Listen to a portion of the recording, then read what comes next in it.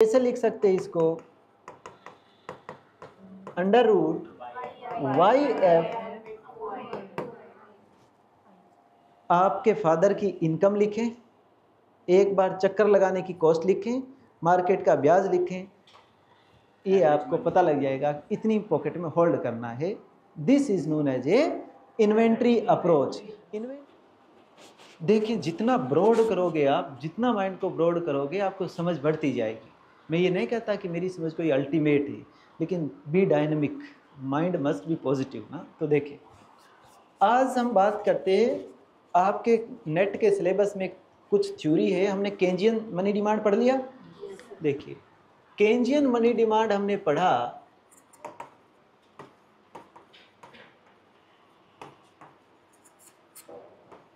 Macro level पर, macro level पर, right. Macro का क्यों कह रहा हूं कि केन्स ने ये बातें की है कि जो मनी की डिमांड है वो एक तो ट्रांजैक्शन मोटिव, दूसरा स्पेक्युलेटिव मोटिव और तीसरा प्रिकॉशनरी, राइट। तो हमने इसकी बात किया कि ट्रांजैक्शन मोटिव, जब केन्स ट्रांजैक्शन मोटिव कहता है तो केन्स का ये पर्पज नहीं कि डेली की चीजें खरीदने के लिए। केन्स ये कहता है कि केन्स मैक्रो की बात कर रहे हैं ना, टोटल। तो केन्स ये कहता है कि टोटल इकोनॉमी की, जितनी इकोनॉमी है टोटल, उसका एक हिस्सा हमें क्या चाहिए, मनी की डिमांड चाहिए। जैसे मैंने आपको एक एग्जांपल दिया कि सपोज 10 रुपए आपके पास हैं, राइट। तो इसने गोलगप्पे बनाए, मैंने वो 10 रुपए इसको दे दिए, फिर इसने आलू बनाए, उसने वो 10 रुपए इसको दे दिए, और उसने वो स्कूल, इसने अपने बच्चों को उसके स्कूल में पढ़ाए तो 10 रुपए उसको दे दिए। यानी वो एक ही 10 रुपया 30 रुपए का ट्रांजेक्शन करवा दिया। तो मनी की डिमांड कितनी होनी चाहिए, टोटल ट्रांजेक्शन का एक हिस्सा, यानी 30 रुपए का ट्रांजेक्शन, ट्रांजेक्शन यानी इकोनॉमी, प्रोडक्शन, सर्विस के लिए, गुड्स के लिए, राइट। तो 30 रुपए का हमारा ट्रांजेक्शन हुआ, लेकिन एक्चुअल में मनी कितना था, 10। ये 3 हैंड चेंज करके गया। तो केन्स जब कहता है ट्रांजैक्शन मोटिव, तो इस भ्रम में आप ना रहें कि भाई हम डेली को ट्रांजैक्शन करने के लिए चाहिए, नहीं। केन्स किस लेवल पे बात कर रहा है, मैक्रो लेवल पे, कि कंट्री के अंदर मनी की डिमांड टोटल ट्रांजैक्शन का एक हिस्सा होती है, टोटल ट्रांजैक्शन का एक हिस्सा होती है। क्लियर हो गया। तभी तो आपको पता लगा कि जब आईएसएलएम के अंदर हम बात करते हैं तो आईएसएलएम में आप एलएम के अंदर मनी डिमांड को किसका फंक्शन बनाते हो, आर और वाई का। वो यहीं से तो गया है। और ये जब मनी डिमांड जो आती है, आप ये कहते हो कि मनी की डिमांड किसका फंक्शन बन गया, एक्चुअल में वाई का। तो वाई क्या है, प्रोडक्शन, ट्रांजैक्शन मोटिव वाला, राइट। तो अभी देखिए, तो स्पेक्यूलेशन भी अपन ने मैक्रो लेवल पे पढ़ा कि वास्ट लेवल पे कैसे लोग स्पेक्यूलेट करते, बॉन्ड और इंटरेस्ट रेट के नेगेटिव रिलेशन के अंदर बाद में एक्सपेक्टेशन जोड़ी, राइट। प्रिकॉशनरी आपसे लमसम डिस्कस मैंने कर लिया था। तो ये जितना भी अपन ने पढ़ा, केंजियन जो मनी डिमांड है वो बेसिकली मैक्रो लेवल पर है, और उसका जो रोल है वो आईएसएलएम और 29 के क्राइसिस को समझने में हेल्प करता है। तो मैंने आपको कहा कि जब तक मैं 29 का क्राइसिस नहीं करवा देता हूं, तब तक जितना भी कुछ पढ़ाऊंगा वो सारा केंजियन मैकेनिज्म, राइट, वो कंप्लीट हो गया। तो आज मैं आपसे बात करने वाला हूं money, theory of money demand आपके टॉपिक है, right. Theories of money demand, right. अलग अलग बड़ी इंटरेस्टिंग थ्योरी है, हम डिस्कस करेंगे, राइट। क्लियर। तो theory of money demand discuss करने से पहले आप स्क्रीन पर देखें एक बात को कि भाई ये वो थ्योरी है जो आपके सिलेबस में है, राइट। बड़ा इंटरेस्टिंग है, आप इंजॉय करेंगे, देखिएगा। इसको मैं डिस्कस करने से पहले मैं आपको बेसिक माइक्रो लेवल पर, पहले मैंने किस पे बात की थी, मैक्रो लेवल पर, अब मैं आपको माइक्रो लेवल पर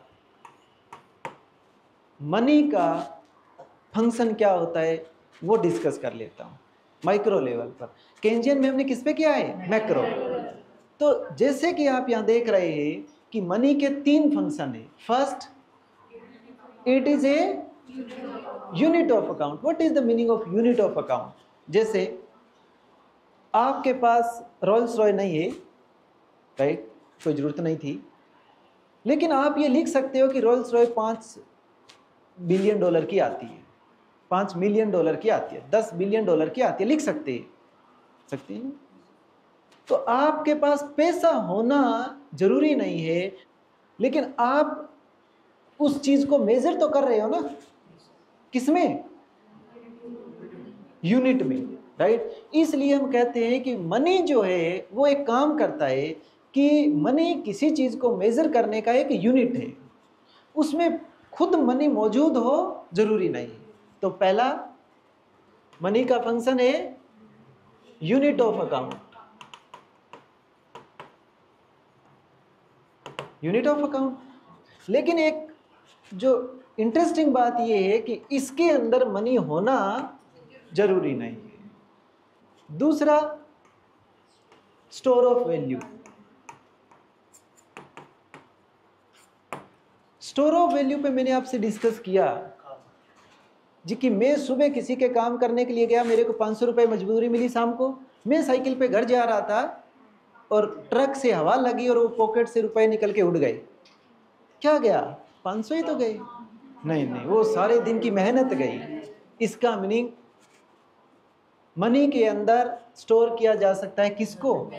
काम को। काम क्या होती है? वैल्यू। इसके अंदर आपको मनी चाहिए, फिजिकली मनी चाहिए। अगर मनी नहीं है तो आप इसकी बात नहीं कर सकते। अरे क्लियर है ना? और तीसरा, मीडियम ऑफ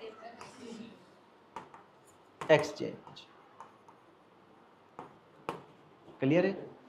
ये आप लोग सब समझते हैं कि भाई डेली कोई चीज अगर आपको लेना है, देना है, इसके अंदर भी क्या चाहिए? मनी चाहिए। This is the micro level money का फंक्शन है। केंजियन में जो आपने डिस्कस किया that was the macro, not the micro. Be conscious, right? You got it? बोलो रे। देन अब समझते हैं, सुनो। 3 मनी के फंक्शन माइक्रो के लेवल पे। मैक्रो लेवल पर ट्रांजैक्शन, स्पेक्युलेटिव, फ्रीक्वेंसी। क्लियर है? वो पूरी इकोनॉमी के एक पोर्शन की बात करता है, राइट? तो देखिए, अब हम क्या करेंगे, आज जो थ्योरी पढ़ने वाले हैं, ये पहले इसका भूलना मत, ये किस लेवल पर है? माइक्रो लेवल पर, राइट? अब देखिएगा, जो थ्योरी मीडियम ऑफ एक्सचेंज पे फोकस करती है, मनी की डिमांड किस लिए हो रही है? Medium of exchange. उन थ्योरी को हम बोलते हैं ट्रांजैक्शन थ्योरीज। उस थ्योरी को क्या बोलेंगे? जितनी भी थ्योरीज पढ़ेंगे वो सारी क्या कहलाएगी? Transaction theories. क्लियर है? और जो थ्योरी या जो भी मनी डिमांड की थ्योरीज हैं वो स्टोर ऑफ वैल्यू पे फोकस करेगी, उनको हम बोलेंगे portfolio theories. You got it? अरे बोले भाई। तो आज आप बात करने वाले हैं ट्रांजैक्शन थ्योरीज की। यार वो फोकस किस पे रहेगा? Medium of exchange, right? तो एक फर्स्ट थ्योरी है कि transactional theory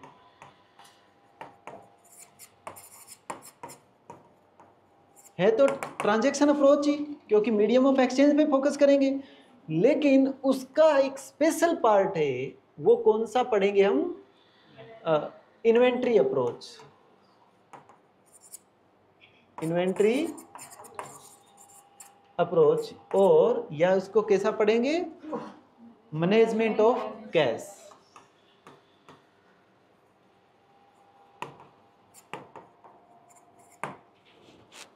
you got it?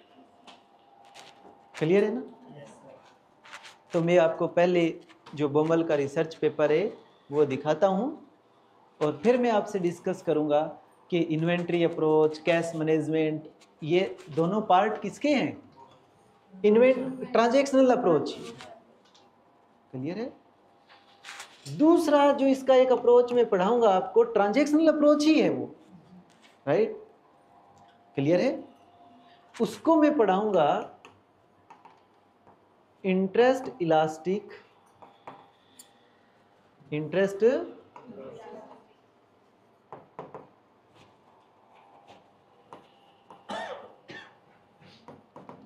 Transactional approach. किसने दिया इसको? टोबिन ने। राइट, क्लियर है? उसका थ्योरी का नाम हम कभी कभी पोर्टफोलियो ही पढ़ लेते हैं, लेकिन ये पोर्टफोलियो अप्रोच जो टोबिन ने दिया है, वो कोई स्टोर ऑफ वैल्यू पे फोकस नहीं है किसका पार्ट? ये ट्रांजैक्शनल अप्रोच का ही है, पार्ट है। राइट, तो लिखते जरूर है यहाँ पोर्टफोलियो अप्रोच। तो ये पोर्टफोलियो अप्रोच लिखते हैं तो बच्चे ये सोचते हैं कि वो जो पोर्टफोलियो थ्योरी है वो को स्टोर ऑफ वैल्यू होगी। स्टोर ऑफ वैल्यू नहीं है, मैं आपको डिटेल में डिस्कस करूंगा। राइट, स्टोर ऑफ वैल्यू की अलग थ्योरीज हैं, वो मैं आपसे डिटेल में डिस्कस करूंगा, हालांकि वो टॉपिक आपके नेट में है नहीं। ठीक है, तो ये बात आप ध्यान रखें कि जितने भी आज आप थ्योरी को डिस्कस करने जा रहे हैं वो कौन सी है? ट्रांजैक्शनल अप्रोच रखती है। वो ट्रांजैक्शन मनी के डिमांड का जो फोकस करेगी वो किसके ऊपर बात करेगी? Medium of exchange. क्लियर है? तो दोनों थ्योरी, लेकिन टोबिन की थ्योरी का नाम क्या है? तो वो पोर्टफोलियो और ये पोर्टफोलियो अलग है। ये पोर्टफोलियो आता है तो स्टोर ऑफ वैल्यू से आता है। ये पोर्टफोलियो जब वर्ड यूज करता है तो मैंने यहाँ क्या लिखा है? Interest elastic transactional approach. Right, you got it? Start करते हैं, समझे? तो देखिएगा एक बार बोमल का पेपर देखिएगा, बोमल ने क्या फोकस किया उस पेपर में।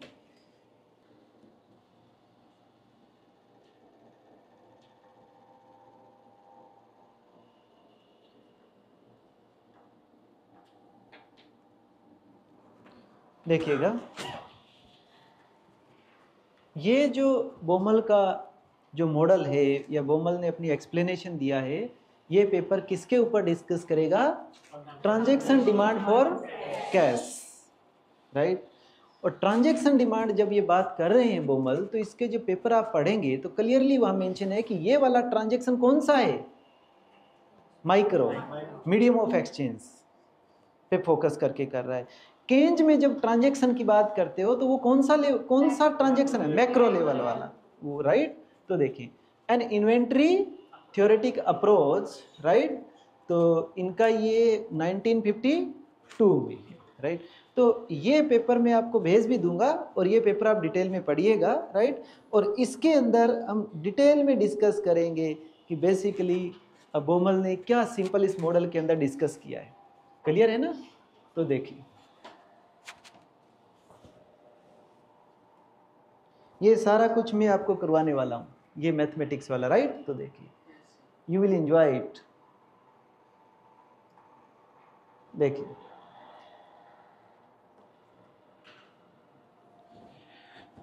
इतना बात क्लियर है? देखिए, पहले आप ये करते हैं कि हमें क्या करना है? कितना पैसा पॉकेट में रखें। तो एक छोटा सा एग्जांपल लेते हैं, वो एग्जांपल देखिए। सपोज करते हैं कि ये टाइम है यहाँ और ये आपकी महीने की मिलने वाली इनकम है। ये अगर आप यहाँ आज मॉडल करके जाओगे तो आप अपने फादर को बता सकते हो कि फादर आपको एटीएम से कितने रुपए निकालने चाहिए और उतने ही पॉकेट में रखो, बता दोगे आप क्लियरली। क्लियर है? देखिए, अरे इंटरेस्टिंग बात है कि नहीं है? सपोज करते हैं कि आपकी इनकम है 100 रुपए। ठीक है, जब 100 रुपए आपकी इनकम है और आपने उसको एक बार में निकाल लिया, 30 दिन तक खर्चा करेंगे? क्योंकि अगले महीने फिर कितनी मिल जाएगी? 100 रुपए। Right, you got it? मैं एटीएम गया, 100 रुपए मेरी तनख्वाह थी, 1 तारीख वाले दिन मैंने निकाल लिया। सपोज 1 जनवरी को मैंने निकाल लिया। कर लो भाई, एडजस्ट कर लो, बैठने में कंफर्टेबल नहीं है तो सुने। 30 ये टाइम है ना? तो मैं पहली बार गया, 100 के 100 रुपए निकाल लिया। You got it? अब मेरे को ये बताएं कि मैंने 30 दिन में उसको खर्च कर दिया, तो एवरेजली मेरे पॉकेट में कितना रहा? एवरेज मनी होल्डिंग, एवरेज कितना रहा मेरे पॉकेट में बताएंगे? हर रोज एवरेजली मेरे पॉकेट में कितने मनी रहे? 100 रुपए थे, 30 दिन में खर्च किए तो एवरेजली कितने रहे पॉकेट में? 3 रुपए। अरे देवता, 3 रुपए तो खर्च किए, मैं तो पॉकेट में रहने का पूछ रहा हूं। सुने, पहले दिन रहे 97 रुपए, दूसरे दिन रहे 94 रुपए, तो पहले 15 दिन तो रहे 50 से ज्यादा और अगले 15 दिन रहे 50 से कम। एवरेज क्या रहे? 50। नहीं समझ आई क्या? तो 3 रुपए तो खर्च किए एवरेजली। आप सिर्फ इसका मीनिंग आप एवरेज निकालने पे फोकस करते हो, ये नहीं देख रहे हो एवरेज कौन सा पूछ रहा है। ये एवरेज खर्चा आपने ये किया, दिस डिवाइड बाई 3, आपको लगा अप्रोक्सीमेटली 3 रुपए 33 पैसे, ये खर्चा हुआ। ये तो पॉकेट में कितने रहे? पहले 15 दिन तो 50 से ज्यादा और बाद में 15 दिन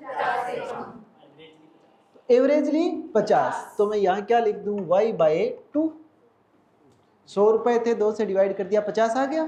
ठीक है, अब देखिए, सपोज करते हैं कि यही 100 रुपए मैं 2 बार में निकाल के लेके आता हूँ, राइट?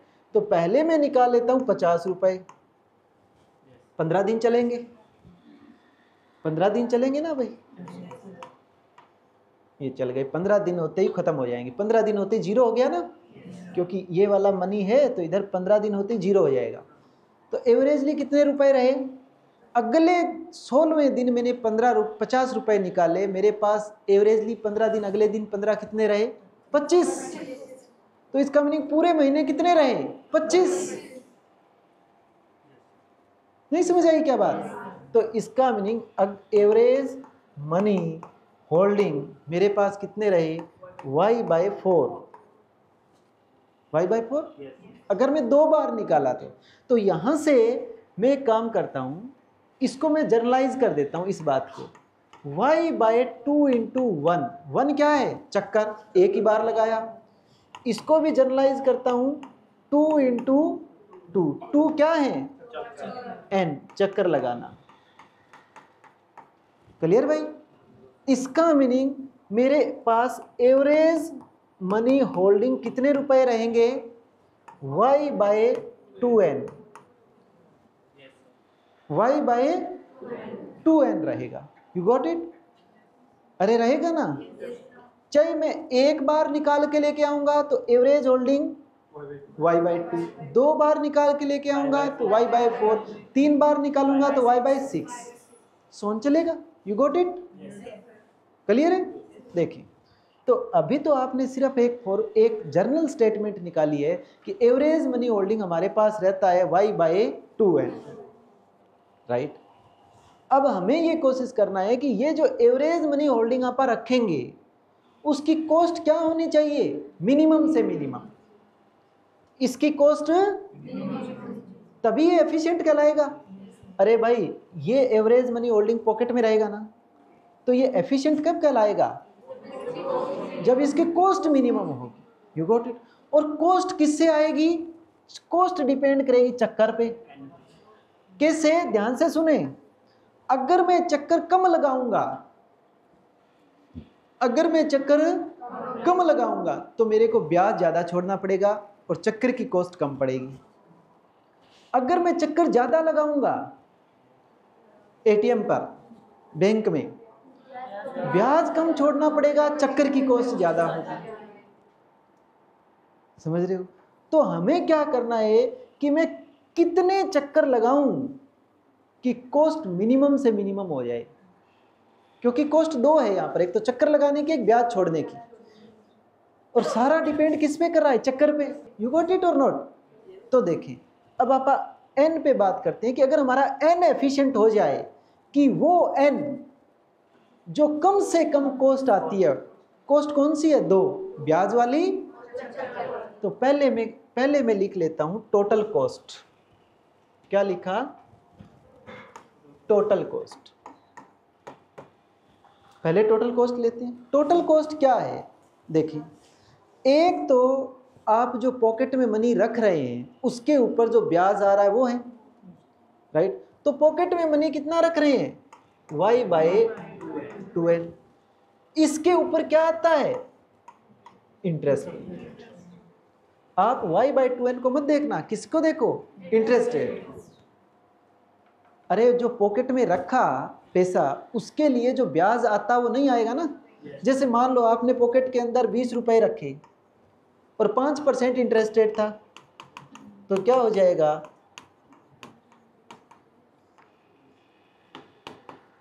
1 रुपया ना। ये 1 रुपया आपको क्या करना पड़ेगा? छोड़ना पड़ेगा। अरे पड़ा कि नहीं? तो आपने 20 रुपए पॉकेट में रखे, 5% ब्याज था, तो 1 रुपया छोड़, तो ये टोटल क्या हो गई? पॉकेट में मनी रखने की कॉस्ट। अरे बोले भाई? ठीक है। अब आप इसको वो जो स्लोप की तरह मत देखना एक बार, राइट? प्लस में एक चक्कर लगाने की, सपोज करते हैं कि आपको एक चक्कर लगाने की कोई एफ कॉस्ट आ रही है। एफ का मीनिंग 10 रुपये, 20 रुपये, डॉलर में जितनी भी आ रही है, आधे घंटे की। आपको सपोज आधा घंटा लगता है वहाँ जाने की, तो आधे घंटे की अगर आपके $10 हैं तो $10 हो गए, राइट? तो कितनी आ रही है? एफ, एक चक्कर लगाने की। कितने चक्कर लगाओगे? n। तो ये क्या हो गई? टोटल कॉस्ट हो गई किसकी? पॉकेट में मनी रखने की, राइट? अब हम चाहते हैं कि टोटल कॉस्ट मिनिमम हो जाए। टोटल कॉस्ट मिनिमम हो जाए। वो मिनिमम किस पे डिपेंड करेगी? मिनिमम या मैक्सिमम? चक्कर पे। तो आप इसका डिफरेंशिएशन कर लेते हैं किसके रिस्पेक्ट में? n के रिस्पेक्ट में। और किसके इक्वल लिख देते हैं? 0 के इक्वल। कॉस्ट मिनिमाइज करनी है, राइट? तो देखिए इसका डेरिवेटिव करते हैं।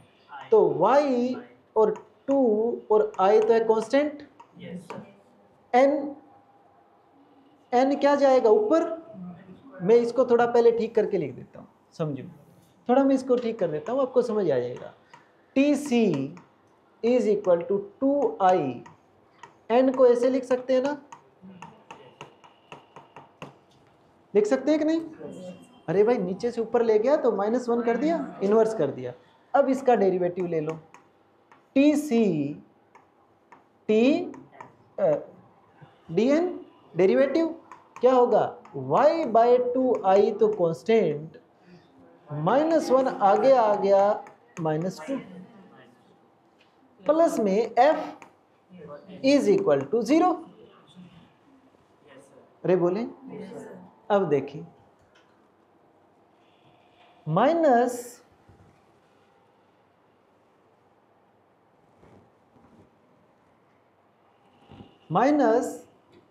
y बाय 2i और n को मैं नीचे ले जाऊं।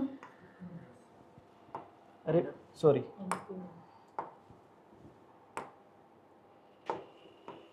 जस्ट एक मिनट। क्या करें? -y by 2n square i plus में f is equal to 0, right? f को इधर ले आऊं, क्या हो जाएगा? -y by 2n square i is equal to minus minus cancel हो गया, माइनस माइनस कैंसिल हो गया। तो ये आ गया y by 2n square i is equal to n। हमें क्या चाहिए? n। कौन सा n? वो n जो मार्जिनल कॉस्ट को क्या कर दे? 0 कर दे। क्योंकि टोटल कॉस्ट मिनिमाइज तब होती है जब मार्जिनल कॉस्ट 0 होती है। तो ये क्या है आपकी? मार्जिनल कॉस्ट चक्कर के रिस्पेक्ट में इक्वल टू 0 है। तो इसका मीनिंग यहाँ कौन एफिशिएंट होगा? n ना। यानी अब जो n आ रहा है ना, ये n मार्जिनल कॉस्ट को क्या कर रहा है? 0। अरे क्लियर है ना? तो ये n क्या है अब? एफिशिएंट। अरे बोले भाई? ठीक है, देखें तो n निकालना है, n निकाल लेते हैं। क्या करते हैं कि f को नीचे भेज देते हैं, y by 2f i is equal to n square. अरे n को ऊपर ले गया, f को नीचे ले आया। क्लियर है ना? देन इसको क्या करते हैं? y by i 2f that is n। ये नहीं, उधर अंडर रूट कर दिया मैंने, इधर n का स्क्वायर उठा के उधर अंडर रूट कर दिया। ये तो समझते हैं आप। क्लियर? ये n क्या आ गया? एफ, ये एन वो एन है जो ब्याज का भी और चक्कर का भी दोनों कॉस्ट को मिनिमाइज कर रहा है, ये वो एन है, राइट। तो देखें, अरे बोले भाई, अब एन एफिशिएंट आ गया तो एवरेज मनी होल्डिंग एफिशिएंट करनी थी, यही क्वेश्चन था। वो क्या थी, 2 by Y by 2n, n की वैल्यू रख देते हैं। n की वैल्यू क्या है, y बाय 2, n की वैल्यू रखो ये, देखो इनको मैं अलग अलग लिख रहा हूं, ठीक है, i टू f, अरे अलग अलग करके लिख दिया, इज इक्वल टू, उसको मैं कैसे लिख सकता हूं, ऊपर वाले y को 2 रूट y लिख दूं, अरे 2 बार इस y को 2 बार रूट कर दूं, सेम ही होता है ना। देन नीचे 2 लिखा, इस 2 को भी 2 बार कर दूं,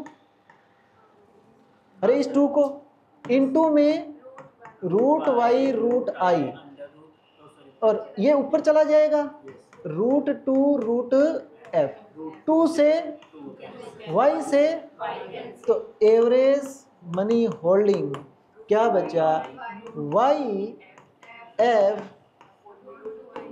2i, कैसे लिख सकते हैं इसको, अंडर रूट वाई एफ, आपके फादर की इनकम लिखें, एक बार चक्कर लगाने की कॉस्ट लिखें, मार्केट का ब्याज लिखें, ये आपको पता लग जाएगा इतनी पॉकेट में होल्ड करना है। This is known as a inventory approach. Inventory इसलिए बोला गया इसको कि आप एटीएम में पीछे कितना छोड़ के आओगे पैसा, ताकि कॉस्ट आपकी मिनिमाइज हो। तो अब एक इंटरेस्टिंग बात देखो, इनकम ज़्यादा तो पॉकेट में मनी ज़्यादा, सिंपल सी बात है। आप किसी पैसे वाले को देखो, उसके पॉकेट में ज़्यादा होती है, और गरीब को देखो पॉकेट में कम होता है। जाने की कॉस्ट ज़्यादा तो पॉकेट में ज़्यादा होता है। गांव के आदमी को देखो, शहर में एटीएम में आने की कॉस्ट ज़्यादा है, इसलिए वो पॉकेट में क्या रखता है, ज़्यादा। लेकिन अगर ब्याज ज़्यादा तो पॉकेट में होल्डिंग कम, क्योंकि ये नीचे आया हुआ है। तो ये ऐसे भी याद हो गया, क्लियर हो गया। इसको इन्वेंट्री अप्रोच क्यों बोला गया, क्योंकि एटीएम में या बैंक में पैसे कितने छोड़ें कितने लें, क्लियर। और है ये माइक्रो लेवल की बात, लेकिन ये वर्क कहाँ करेगा, market based economy, you got it. अरे क्लियर, अगर मार्केट बेस्ड इकोनॉमी नहीं है तो ये मॉडल नहीं चलने वाला है। तो देखिए, अब मैं आपको एक छोटा वीडियो दिखाता हूँ 2 मिनट का, मिस्टर बीन का, राइट। तो वीडियो देखें।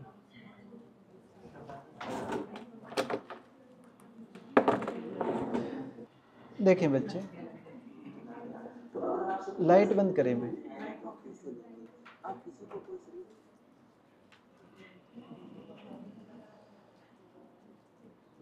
भाई ये खा लो टॉफी फटाफट, खाओ। देखो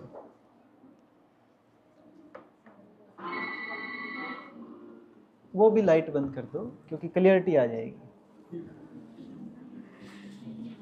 पहले इसको देखें आप, क्या कह रहा है, $20 पर आवर। पहले ये कंडीशन है, राइट। जब मैंने ये वीडियो क्यों बनाया, मैंने यूट्यूब पे ये वीडियो, आपको इसका मैं रियलिटी बताता हूँ। कोरोना के अंदर मैं घर था, राइट। तो जो भाई के बच्चे थे वो मिस्टर बीन देखते थे, तो मैं भी उनके साथ मिस्टर बीन देख रहा था। तो ये वीडियो आया, मेरे को लगा यार इस पे तो वो बमुल का मॉडल बनाना चाहिए, राइट। तो मैंने ये यूट्यूब पे भी डाला है और आप इसको देखें एक बार।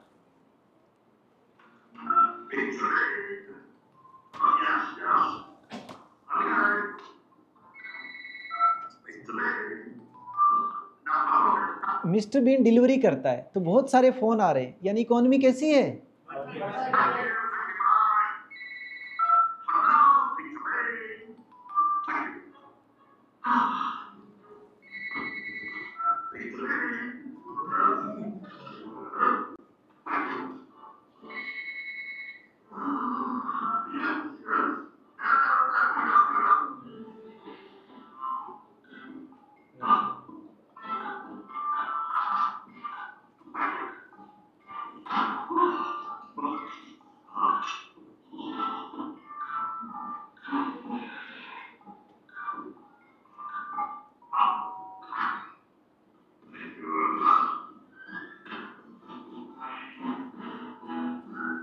अब इसको क्या निकालने पड़ रहे हैं?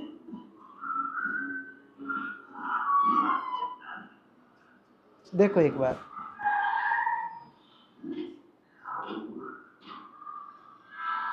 कॉस्ट है ना इसको गाड़ी खड़ी करने की, क्योंकि टाइम बहुत कम है।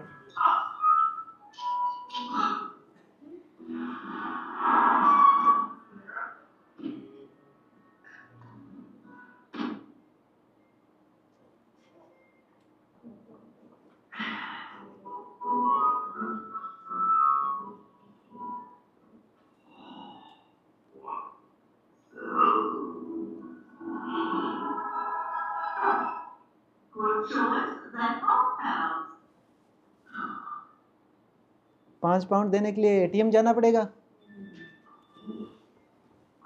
एटीएम में लाइन लंबी है ना, देखो वो उधर में अलग से लिखा है, मैंने वो एडिटिंग करके। Oh no, I can not wait for. अब ये क्या कोशिश करेगा देखें।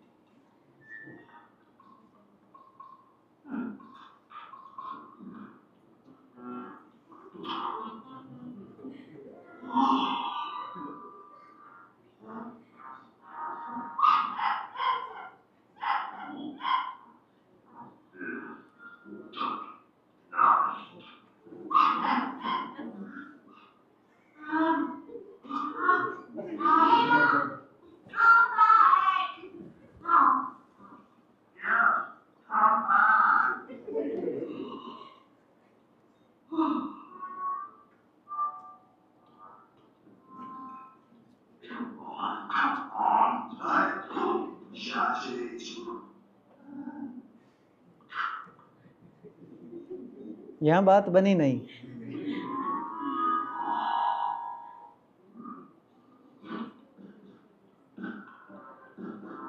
इस गाड़ी पे फोटो था ना, उससे पहचान लिया कि गाड़ी इसकी है।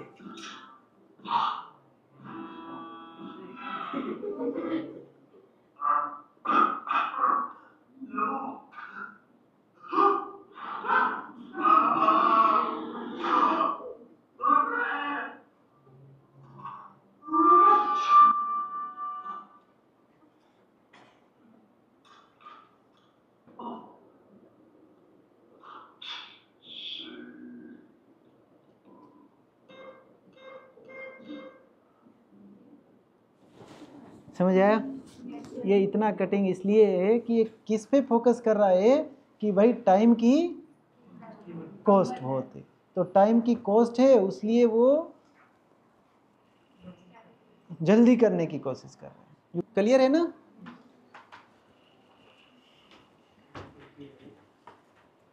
माइक्रो लेवल पर है, इंडिविजुअल लेवल पर है। क्लियर है? दूसरा मॉडल देखें।